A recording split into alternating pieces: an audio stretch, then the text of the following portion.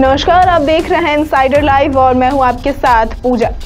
केंद्रीय गृह मंत्री एवं भाजपा के वरिष्ठ नेता अमित शाह 10 दिसंबर को पटना दौरे पर आ रहे हैं, जहां क्षेत्रीय परिषद की बैठक होने वाली है। इस बैठक में पूर्वोत्तर भारत के 4 राज्य पश्चिम बंगाल, उड़ीसा, झारखंड और बिहार के मुख्यमंत्री सदस्य के रूप में शामिल होंगे।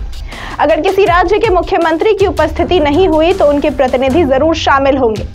उम्मीद की जा रही है कि बिहार सहित 4 राज्यों के विकासों को लेकर बड़ा निर्णय हो सकता है, परंतु आरजेडी के विधायक और पूर्व कृषि मंत्री सुधाकर सिंह ने क्षेत्रीय परिषद की होने वाली बैठक से नाउम्मीदी जाहिर की है। सुधाकर सिंह ने कहा कि अमित शाह की अध्यक्षता में जो बैठक होने वाली है, इससे मुझे बहुत ज्यादा उम्मीद नहीं है, क्योंकि 10 साल मोदी जी की सरकार में पूर्वी क्षेत्रीय परिषद की बैठक हुई, लेकिन बिहार के लिए अभी तक कुछ नहीं किया गया है। बिहार का विकास जो होना चाहिए उस पर कभी भी केंद्र सरकार ने ध्यान नहीं दिया है। यह बिहार के लिए तो बैठक है भी नहीं, इसलिए फायदे का सवाल कोई अलग से नहीं माना जाना चाहिए। यह क्षेत्रीय परिषदों की जो भूमिका थी, जिन उद्देश्यों से भारत के संविधान में इसकी व्यवस्था की गई थी कि जो क्षेत्रीय असंतुलन होगा विकास को लेकर के, या स्वास्थ्य को लेकर, शिक्षा को लेकर के, सड़कों को लेकर, सिंचाई को लेकर, वह असंतुलन भारत सरकार दूर करेगी क्षेत्रीय परिषदों की बैठक में। पिछले 10 सालों से अगर देखें मोदी जी की सरकार, तो क्षेत्रीय परिषदों की भूमिका को इन लोगों ने समेट दिया। बेहद ही सतही तरीके से इसको देखने का इन लोगों ने काम किया। केंद्रीय निवेश नहीं बढ़ने से पूर्वी भारत में, खासतौर से बिहार जैसे राज्य में लगातार हम पिछड़ते जा रहे हैं।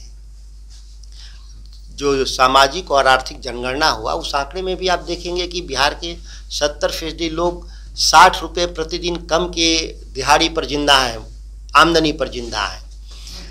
शिक्षा को देखें तो उसमें भी हम केवल 7% हमारे पास ग्रेजुएट हैं, राष्ट्रीय औसत 15 होना चाहिए। तो इन बैठकों में एजेंडा होना चाहिए, और उसको भारत सरकार कैसे उसको पूरा करेगी, ये कभी चर्चा का विषय नहीं हुआ। बिहार में जाति है और सामाजिक सर्वे हुआ, इसमें 70% लोग 60 रुपए प्रतिदिन से नीचे की आमदनी वाले हैं, लेकिन केंद्र सरकार ने उनके लिए कुछ भी नहीं किया है।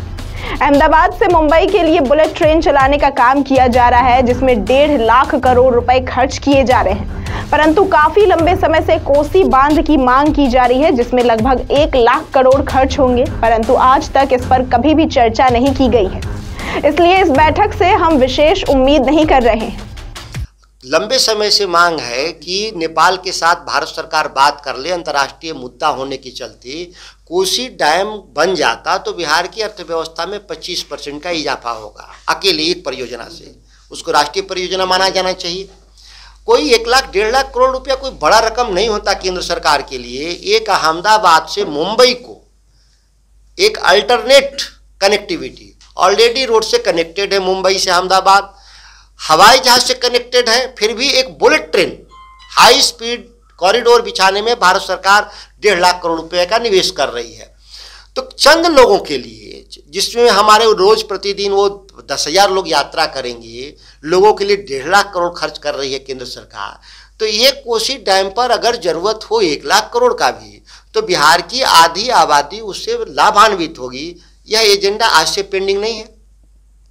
इसीलिए मुझे बहुत उम्मीद नहीं है कि अमित शाह जी के नेतृत्व में जो विकास के लिए जो बैठक होगा पूर्वी भारत के लिए, उससे कोई नई आशा जगेगी, ये मुझे उम्मीद नहीं है। ऐसी ही तमाम खबरों और जानकारियों के लिए देखते रहे इनसाइडर लाइव।